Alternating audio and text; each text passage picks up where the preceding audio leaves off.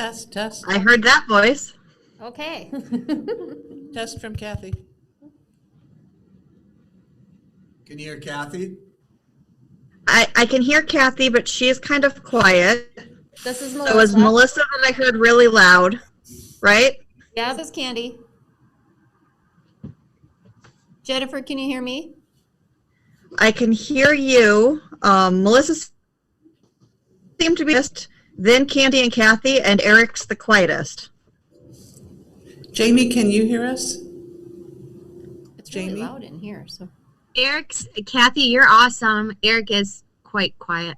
Okay, maybe that's by design. maybe, I don't know. Okay, how's that sound? Any better? That's better. Okay, thank you. Jennifer, when we do the pledge, maybe just have one person. Maybe it's just you pick a person to read it, so it's a little bit easier to hear us. Whichever one of you in there want to do it, we'll just have the boardroom Sure. be unmiked and or unmuted and state it. So we can all do it together, I guess. Okay. Yeah. Okay. Well, when we stand for the pledge, we'll all do it together.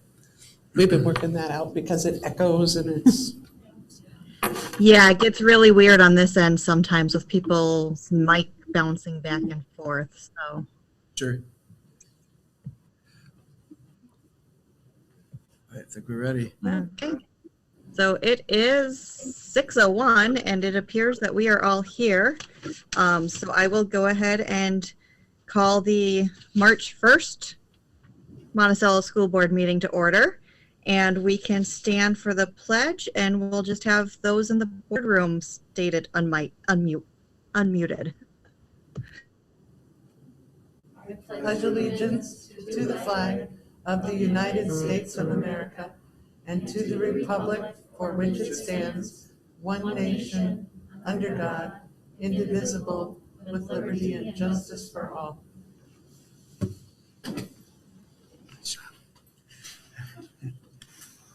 Thank you, everyone. I will go ahead and call for an approval of the agenda. So moved. This is Melissa. Seconded, this is Kathy. Okay, motion made by Melissa, seconded by Kathy. All those in favor by roll. Melissa? Aye. Kathy? Aye. Candy? Aye. Jamie? Aye. Jeff? Aye. And Jennifer? Aye. Motion passes 6-0. And I am not aware of any citizens' comments for the night. So we can move on to the consent agenda. Board members, you would have received those materials in your packet. If there's anything that you have questions about, anything that you need to talk about, now is the time. Otherwise, I can ask for a motion to approve the consent agenda. So moved. This is Melissa. Seconded, this is Kathy. Motion made by Melissa, seconded by Kathy. All those in favor by roll call. Melissa? Aye. Kathy? Aye. Candy? Aye. Jamie? Aye. Jeff? Aye. And Jennifer? Aye. Motion passes 6-0. Now we've got our student representative report.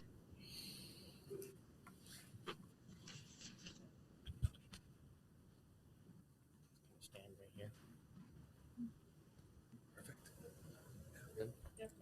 Okay, so ultimately, after spring break, high school is going to be heading back to full all-in-person learning, and I think a lot of people are excited about it. It's going to be really good to be back in the building with everyone.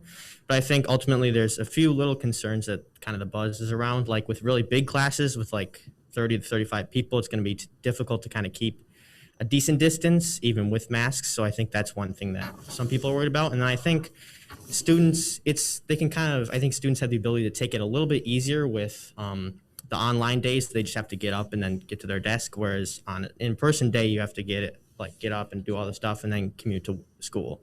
So I think that's going to be a little bit different. I think students are going to have to be a little bit more accountable, but ultimately I think everyone's really excited to be back in the building again. All right, I don't know about you, Johnny, but I'm hearing a ton of buzz around school about prom and graduation happening soon. We all are so excited and we want it to happen no matter what. And we're just hoping that everyone can do their part and we can figure something out no matter what it looks like, that we can have a prom, have Grand March, and like get to that graduation that everyone's looking forward to. So on another note, the school musical is underway. Mr. Herfindahl held auditions a week or two ago, and they are now practicing every day, getting ready for those performances in April. And the choir, orchestra, and band all have concerts on the calendar. They're getting ready to perform for those. And winter sports are coming to a close. Basketball and gymnastics, I'm pretty sure, are still going on, but the dance season ended this past weekend. And spring sports are now getting ready for their seasons. So I've been hearing lots of captain's practices are going on, and coaches are having meetings getting ready for kids to get ready for their season. I think overall everything's going really well at the high school, and I think everyone's especially excited to get back to full in-person learning. Awesome. Thanks, you guys. Geez, I feel like clapping. Yeah. Oh, you did a good job. It's just nice to have you back in person again. Yeah. Yes, for sure. Yeah. I never saw how tall you both were on the Zoom.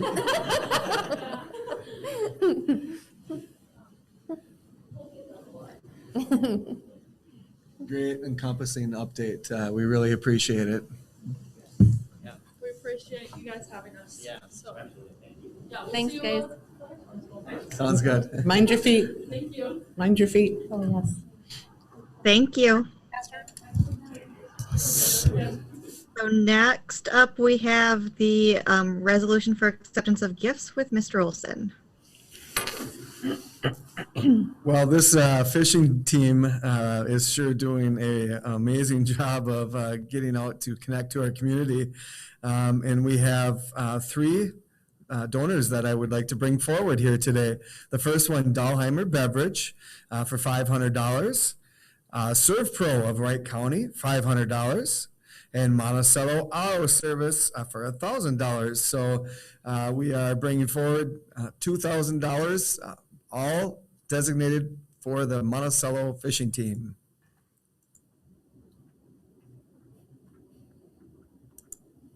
Thank you, Eric. It's always great to see such awesome community support, especially for a relatively new program.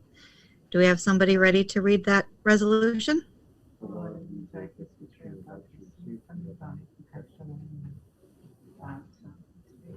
Is somebody reading? I hear somebody in the background. Is somebody reading it? No? Not unless somebody in the boardroom is.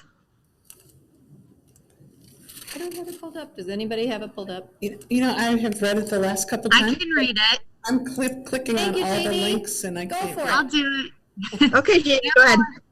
Therefore, be it resolved by the Monticello School Board 882 to gratefully accept the following donations. Dahlke Beverage for $500. I think I'm reading that correctly. Serve Pro of Wright County for $500. Monticello Auto Service for $1,000. This is Candy, second. Resolution read by Jamie, seconded by Candy to accept the gifts. All those in favor by roll call. Jamie? Aye. Jeff? Aye. Candy? Aye. Melissa? Hi. Kathy? Aye. And Jennifer, aye. Motion passes 6-0. Thank you. And then we are on to our achievement and integration budget with Melissa Erickson.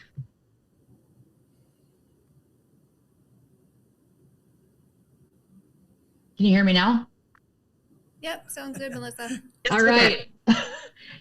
We'll never get, that'll never get old, right? Can you hear me now? It's gonna be a new meme or something, right?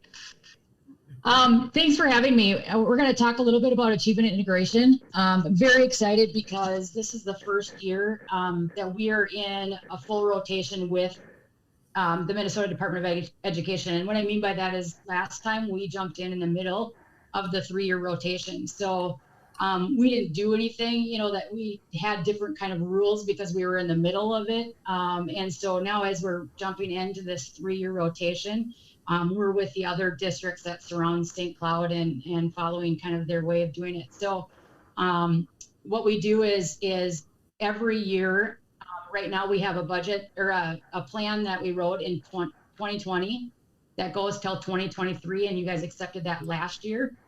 And so that plan now, then every year the budget has to get approved to say, yes, we still want the money. Yes, we still want to use it for achievement integration goals and what we're doing. So that's what we're doing here today.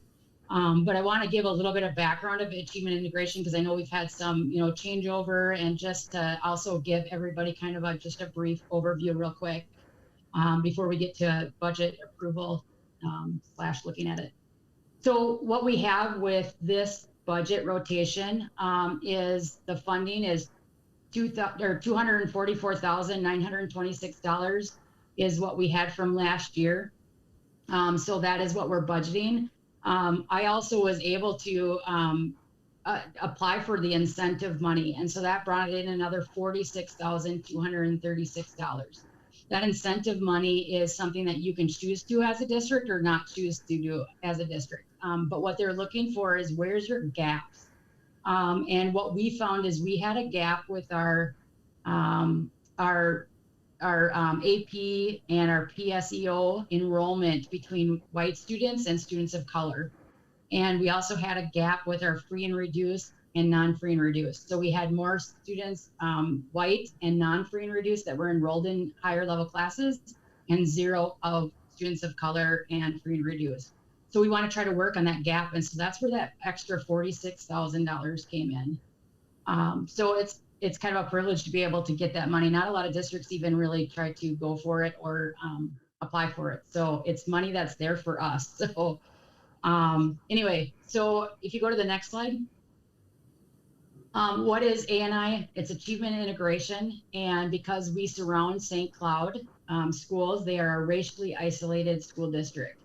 And so the state gives us funding to be able to program with students and also work with our students on equity. It also gives us a way to write a plan that's specific to our data and what we need. And it also then gives us this opportunity to collaborate with St. Cloud and their students. They have a lot more diversity than we do. So we have ways that we can collaborate teacher to teacher. We can collaborate, to get students working on academic achievement in multi, modalities with other teachers from St. Cloud. So it's kind of a neat opportunity to be able to have the money, and they cover busing and things like that as we can maybe get back in person and do some of these things. So just good opportunities. They also did a leadership kind of conference for our high school students that they were in, and it was some students that maybe wouldn't have been picked for leadership, but show leadership qualities. And they were able to go in and do some training on that once a month until we closed down. But so these are opportunities that we can give our students. It helps us to close the achievement gap, and it also serves our marginalized population. But anything that we do is not just for that population, it's for everybody that needs it. But we are tracking our marginalized population and how well it does for them, with the goal of trying to close some of these achievement gaps and help them in ways that they need it. And then it just also brings in programming, it brings in awareness for our equity, and it brings in professional development. So we create a plan. The budget is done yearly. We accepted the plan last year. Budget is done then yearly, and then it's here for approval for you. And what else comes from achievement integration is in the fall, we, with World's Best Workforce and ANI, we report our data to the public. How well did we do? Because we have some indicators of progress. How well did we do? What areas do we need help in? What areas do we need to, bolster the plan? And what areas do we need to maybe take away that we can put something else in that's more effective? So it just gives us a chance yearly to see how well we're doing with the plan. And then also to then in fall, we report kind of what the plan is. So budget is decided on enrollment. So how many students we have in the building, it depends on that number that's there. So it's an all student enrollment. we get that 200 and I can't remember the exact number, but 200 and some thousand for the amount of enrollment we have. So if our enrollment goes down, the number goes down a little bit. If it goes up, it goes up. Also, yep, go ahead. Thanks. So these are the 4 goals that we're I know that says 3, but there's 4 goals areas. One is the increasing reading and math proficiency. As we've seen some decline in our reading and math scores, and we also see it where there's a bigger gap between our free and reduced and our non-free and reduced. So our non-free and reduced students, the gap, their scores are going down at a higher rate than the non-free and reduced. So there's a bigger gap there in that area. That's a gap area again. And so we want to help with intervention, success classes in the high school, and bringing in math tutors, those kind of things that help us to help students be academically achieve there. It also increases opportunities for integration. So we have classroom collaboratives that we set up and we work with. They're academic based. And then also we have this year created a scholarship and entry fee for some of our GT, because we don't look at just the low, we also look at the high performing. In order to get kids in AP and PSEO, we need to start looking at what are we seeing at the younger ages? How are they getting tracked in some of these areas that are going to help them continue on that track of going into some of those higher level classes and take advantage of some of those things.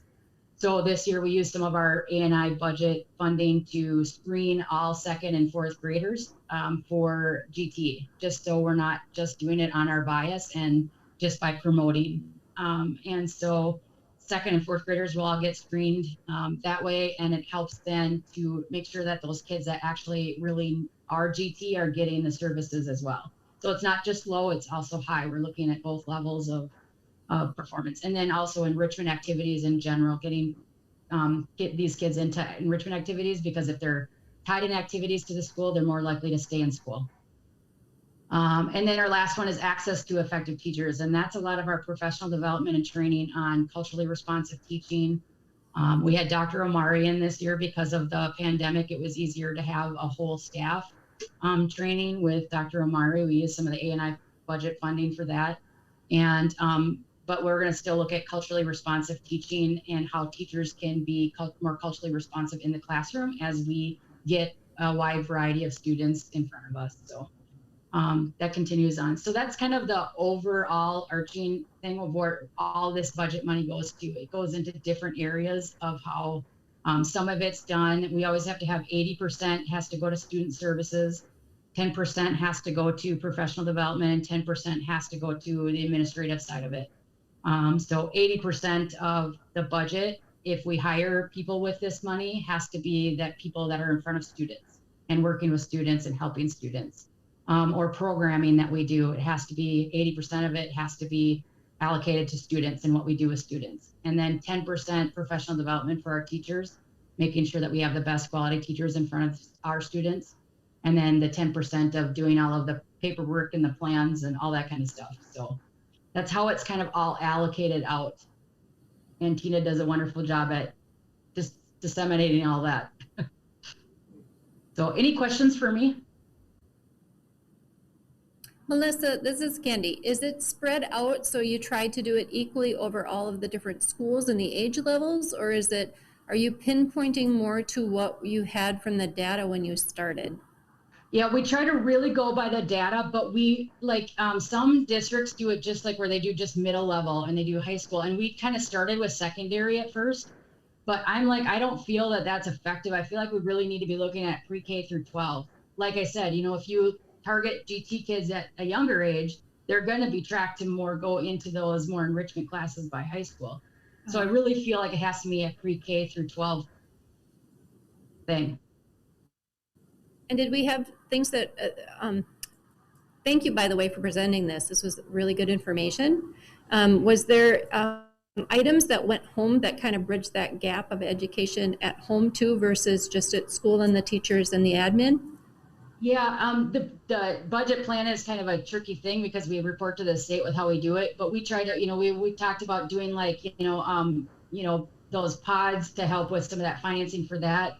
But Tina was able to find it somewhere else, so we try to the people that are running these like intervention classes, I always make sure that we try to have budget money for them to help their students. So reading intervention teachers in the, you know, secondary in 6 through 12, they had money to help students for home stuff if they needed it.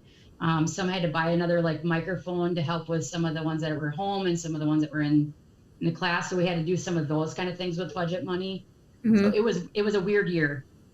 But that's great because it's coming full circle for some of those kids that didn't have the opportunity to be in all the time. It's so much easier to provide some of these services when the kids are always face to face. But the challenges with last year, that's phenomenal that we were doing all those extra things too. Yeah, and the teachers, it's really nice when we kind of a target, and then we also got the math tutor at the high school to help with that section area too. So it was nice to have that other extra person that could help with some of those kids that were struggling in math. Yeah. And that was funded through this too, so. Oh, great. Thank you, Melissa. Yeah. Melissa, if I could, I was just going to jump in there. I think Candy asked a really awesome question. When you think about professional development can be used for families too.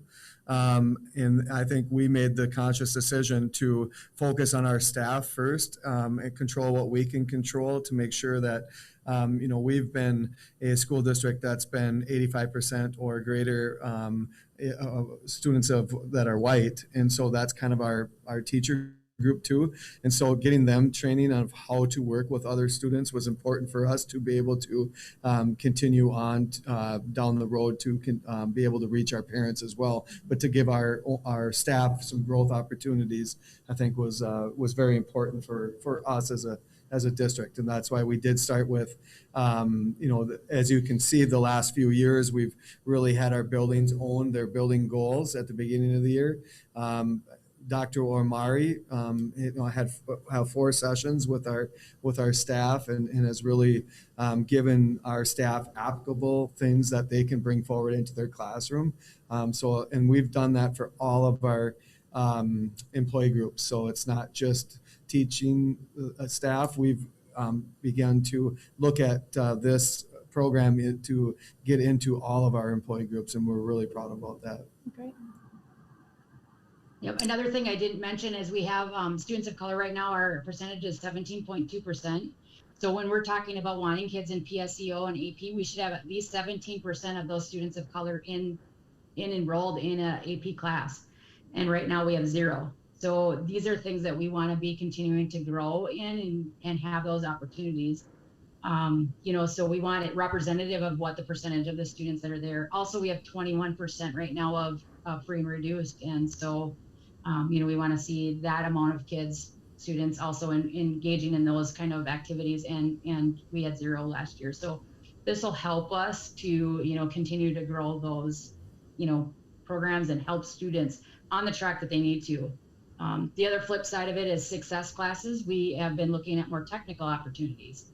You know, when we can get out in the community, we want to get kids more mentorships and see what the options are for them if they want to go more technical, you know. So it's not just looking at 4-year or AP, that we're looking at it from a bigger perspective. Melissa, you might have covered this already, but the incentive payment, the $46,000 that you got, is there specifications that you are supposed to use those dollars for? Nope. It is, we got it because of the incentive, and I have a goal for that incentive area, but the 46 can be spread out with the program. It kind of goes into one big pot and says, how are you going to meet your goals? This is Kathy. I have 2 questions. Is this a federal program or a state program? State. State. This is a state program, and you apply to it every 3 years. Is that what it said earlier? Yeah, we're part of it because we are partners with St. Cloud. Like our community touches St. Cloud. It's really because of St. Cloud that we get this funding. But we touch St. Cloud, and so we have access to it. We just have to make a plan. So it's not even that we have to apply for it. We just have to have our plan accepted and okayed. It's money that we could have. That was my next question: is is this something we apply for voluntarily? Is it something that is applied to us because we had 85% students Caucasian? I mean, is it a punitive thing? Is it? Nope. trying to understand it better, and I tried to do my own research, and I couldn't find out very much about it. Yeah, it's not punitive in any way. It's not because of our percentage. It's really that the St. Cloud School District is racially isolated, meaning they have no other communities around them that have as much color as they do, or free reduced, or some of those marginalized students. And so the state has the money to work with equity, and so they take all of those places that are like literally touching St. Cloud and says, here you have access to this money. However, we want you to partner with St. Cloud so you can create these collaboratives and partnerships and work with equity. And we voluntarily could choose to have it or not. We didn't for many years. I think they had it going for almost 9 years before we ever just took, but it's money that we just have to create a plan. How are we going to use it? And we'll give you the money. So it's somewhat similar to the what we were briefed on last week, the American Indian program. Yes, very much like, and they're pretty tied together. Thank you very much. Yep.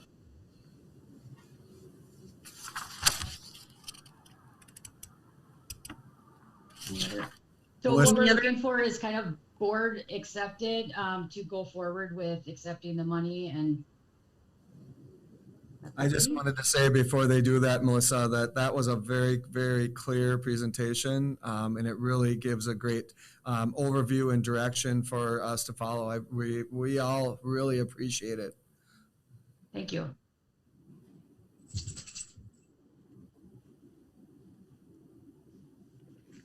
I move that we accept the budget as presented by Melissa in regards to the achievement and integration.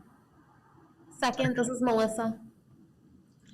Motion made by Candy, seconded by Melissa to approve the achievement and integration budget as presented. All those in favor by roll call. Candy? Aye. Melissa? Aye. Kathy? Aye. Jeff? Aye. Jamie? Aye. Jennifer? Aye. Motion passes 6-0. Thanks so much. Thank you. Now on to Clay Sawatzke and the nature-based videos. Good evening. I am here just to quickly present a nature-based video to you guys. I can hear myself echo, so I got to think about that. But Kristen Whitley, one of our preschool nature-based educators, has been making videos every week with the nature-based program. And we're excited to show you guys one of those tonight. We're hoping to have the nature-based teachers back at our next meeting on March 22nd to discuss more about their programs, and I'll obviously leave that to them. But we wanted to give you guys this video to watch and look forward to the 22nd.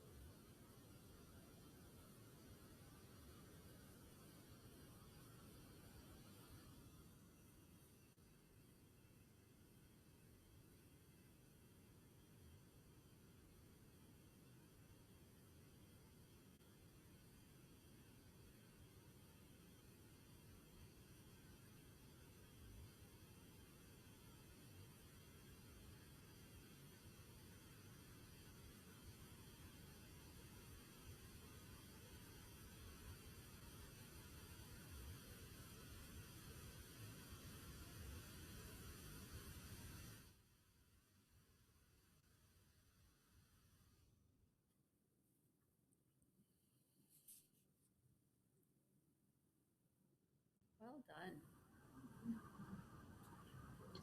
Thank you, Clay. That was lots of fun to watch.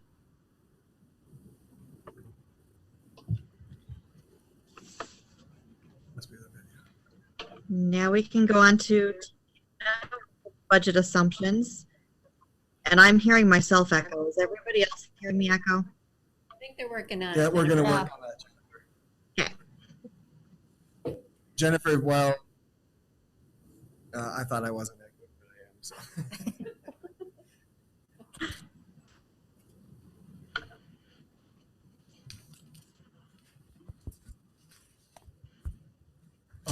Okay, I just want to hear myself echo.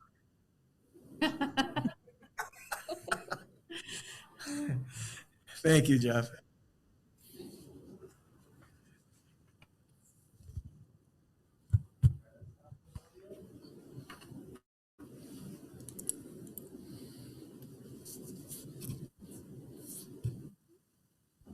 Everybody's scared to talk. Oh, we good? Ooh, go for it, Tina. Tina's the good luck charm. When she starts talking, everything behaves. Lucky charm. Can you hear me, Jennifer? Okay. Yes, I can. All right. So tonight I'm going to be asking for approval on our budget assumptions to move our budget process along for the 21-22 school year. So the next slide has just a snapshot of our budget timeline. So you can get a reference on where we're at. So we're kind of where that pink box is, where we're doing our staffing projections, working on capital and supply budget allocations. So first assumptions we have is regarding enrollment. If you want to slide forward, Gavin. And so this is just looking at our enrollment projections that we had in November. And those are student bodies in our buildings versus what we budget for, what we get funding for is in the budget column. So our enrollment projection was 4,155, but what we are getting money for is 4,053 students as an estimate. Next we have revenues. So we're going to assume that we're going to get 1% on our general education aid formula and no other changes in this session. Our special ed, state special ed educations under the funding laws, the new funding laws in the same structure with our cooperative, meaning they're going to continue being renters in our space. We have some reduced federal fund estimates in the forecast and budget as well as the compensatory funds due to lower number of families being qualified for free and reduced as of October 1. Due to the families, there's no really incentive to do those meal applications if the meals are free this year. And lastly, that we'll have new CARES money in the amount of $1 million. On the expense side, we have reduced staffing positions based on enrollment projections and our staffing ratios that we went over at the work session. So overall, 12.34 FTEs. In our general fund, we have 3 retirements each year that will see some savings each year on our forecast and our budget. And then last meeting, work session, we talked about 3 additional special ed teaching positions and 1 4-hour para positions that we need to account for somehow with a budget offset of $273,000. Other expense assumptions that we have salary and benefits based on parameters set by the board. Our other expenditures being anywhere from 0 to 5% increase. We won't have to borrow short term, meaning the interest costs of approximately $70,000 showing up in our budget for next year. And that our expenses will end up about 0.5% under budget. And then our fund balance policy, it's 8 to 16%. If we're below 8, freeze expenses or only add, like in the case of A&I, if we have a revenue amount coming in to offset that. And if we're below 6%, to reduce expenditures or increase revenues. We still have a committed severance fund balance that we can use for severance obligations with retirees. And we'll look at our carryover assigned balances with the buildings and evaluate them at the end of the year to see how we're sitting. And finally, we're going to use our trust for any HRA contributions that are in our employment contracts and see if we can do some sort of contribution into the trust to kind of maintain that a little bit. Otherwise, they're mainly going to be funded from the trust. Any other questions from our previous meetings or thoughts on this? Otherwise, asking for approval tonight.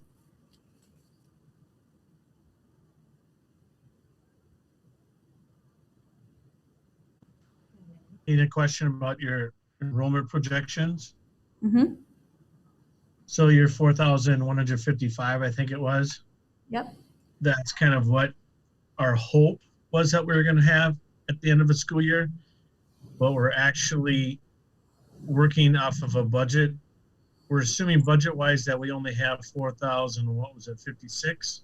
I think something like that. Yeah, 4,155. So those are student bodies in here, but if you recall, we have cooperative students in those projections, but we don't get funds for that. So it's basically the students we have right now and rolling them forward, not assuming we'll get 50 of the kids back that went homeschool or elsewhere or anything like that. It's just the student population we have now and rolling that forward. So 4,155, that's actually what is in our district right now, correct? Including the co-op kids? That is a projection for next year. Gotcha. Okay. Now I understand. Thank you. Yep. I don't have a magic 8-ball that gives me definite answers yet. So if I just make the obvious statement, you're projecting that we will gain 100 students by September, roughly? No. No.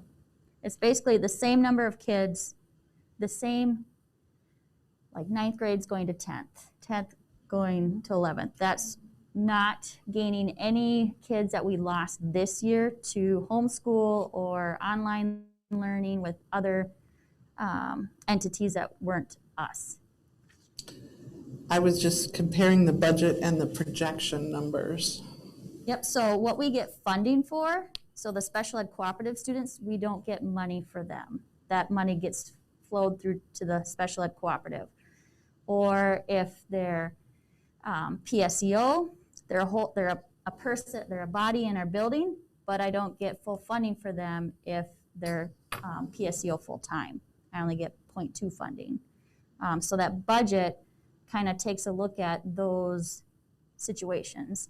And then also at the high school, we lose kids throughout the year. So it's kind of taking that look that 2 to 3% of our kids exit and either graduate early or maybe they just move. And it's also making a forecast on your incoming kindergarten students, so that in comparison to your outgoing 12th grade. So. Yep. Thank you. Mm-hmm.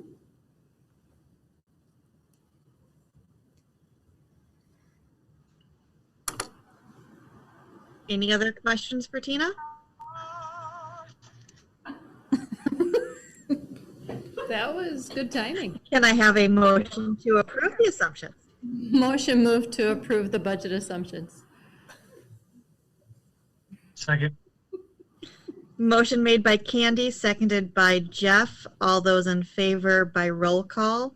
Jeff? Aye. Jamie? Aye. Candy? Aye. Kathy? Aye. Melissa? Aye. And Jennifer? Aye. Motion passes 6-0. Thank you again, Tina, for all that you do for us.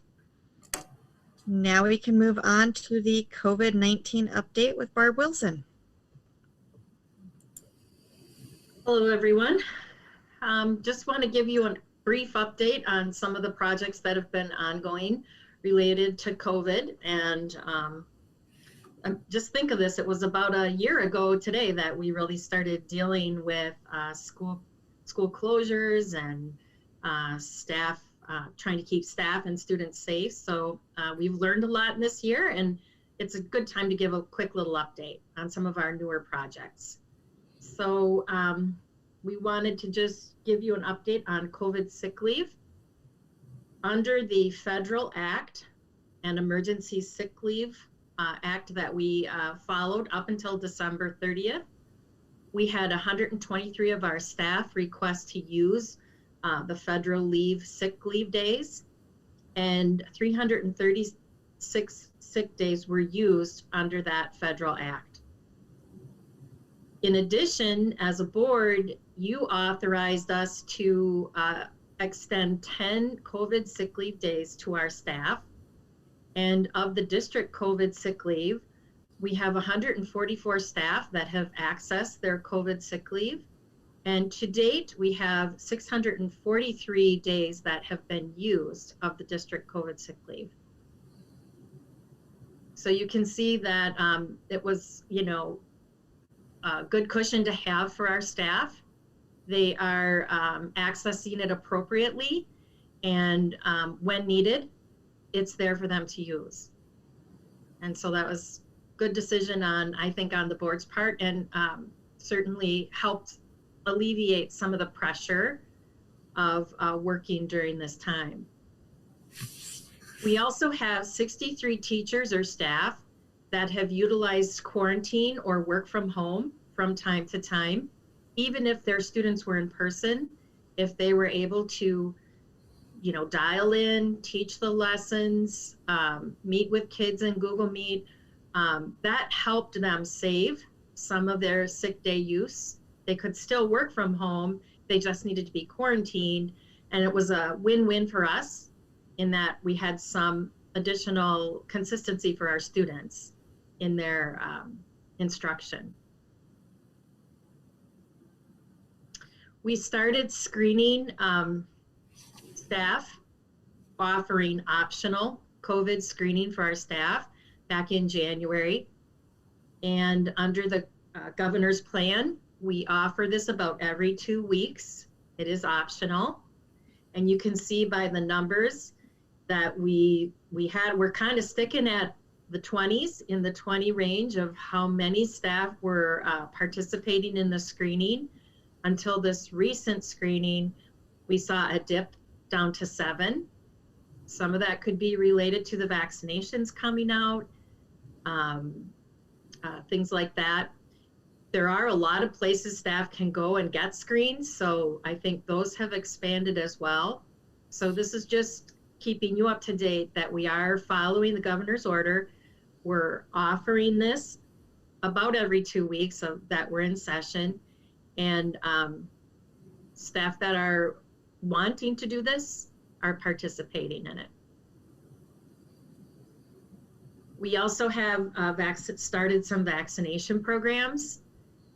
We have staff that have been vaccinated through 3 different avenues.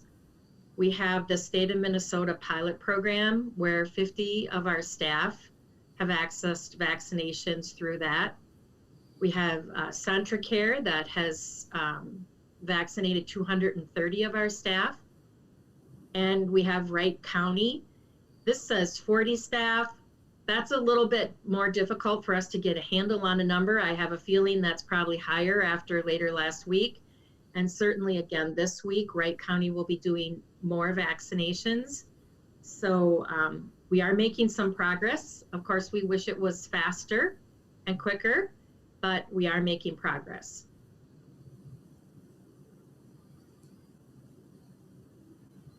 That's really all that I have to share with you tonight. Do you have any questions? I have a question. This is Kathy. Of all of our staff, it appears, if I just look at the numbers, we're at more than 50% of our staff being vaccinated. Is that pretty accurate? 50 to 60%, somewhere in there? Well, when we actually count up our staff, so we say we have just over 600 staff. So we're approaching that number.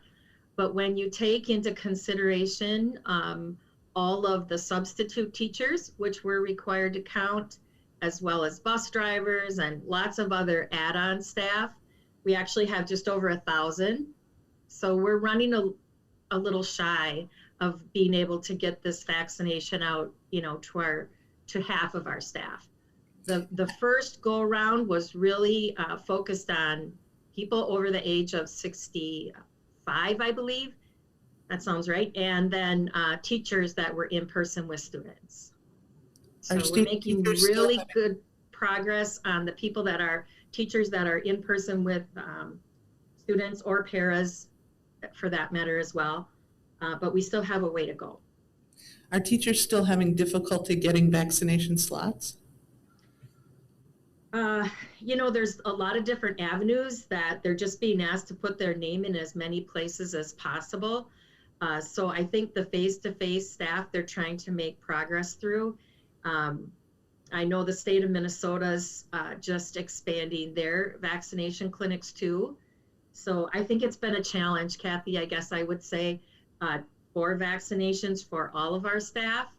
But we'll just keep making progress. And I think Hopefully the one that we're directly involved in would be the Center Care one, because that is generated through our survey and our list, where the other two are surveys that were put out by those two entities. So when we do call for updates of numbers from Wright County, we did so, but we haven't so we've probably missed the late last week's entry, which was a significant, and I think you were there, Kathy. So that was will be a significant number increase from that one through this week, because they are expecting another large number again to be vaccinated. Yep, for this week there will be another large percentage, and the state of Minnesota, like I said, is just getting underway, reaching out to people across the schools as well. And that was one of the first links that came out. So a little slow in start, but I think we're going to make some quick progress here in the next few weeks. Thank you, Barb. Mm-hmm. That's all I have. Thank you. Thank you, Barb. There are no other questions. We can go back to Mr. Olson and our second reading of policies.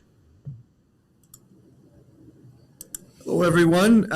Tonight we are bringing forth the following policies for second reading.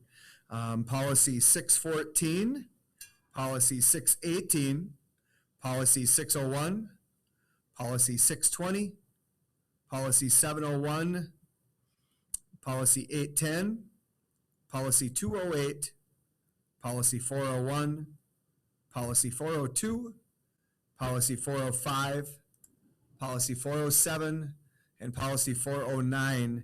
The Policy Committee has had opportunity to work through these policies with MSBA recommended changes.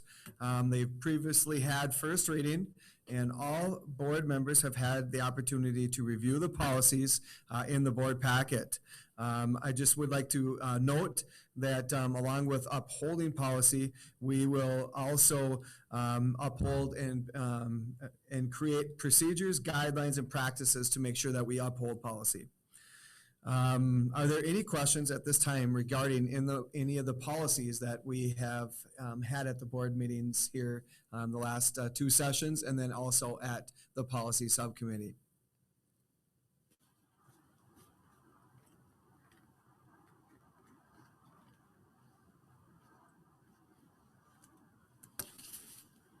If there are no questions, that's great. We will be going forward with putting these policies into place. I want to thank the Policy Committee for their time and effort in bringing forth so many policies at one time. And I just also want to remind everybody again, Cindy Foshing and I were talking before the meeting, but we will always make sure that these policies now become our practice, right? So that's why we have policy, is to guide us into further detailed practice moving forward.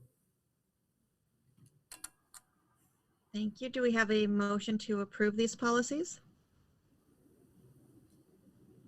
Do we have to list them all out if we read when we read the action? Do you know? Or can we just say as presented? Okay. I move to approve the policies as presented by Superintendent Olson. Seconded, this is Kathy. Motion made by Candy, seconded by Kathy to approve the policies as presented. All those in favor by roll call. Kathy? Aye. Candy? Aye. Melissa? Aye. Jamie? Aye. Jeff?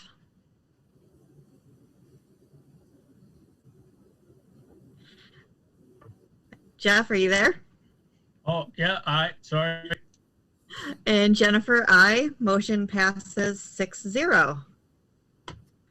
And now we've reached the conclusion of the meeting, so we can call for a motion to adjourn. So moved. This is Melissa. Candy, second. Motion made by Melissa, seconded by Candy. All those in favor by roll call. Melissa? Aye. Kathy? Aye. Candy? Aye. Jamie? Aye. Jeff? Aye. And Jennifer? Aye. We are adjourned at 6:51.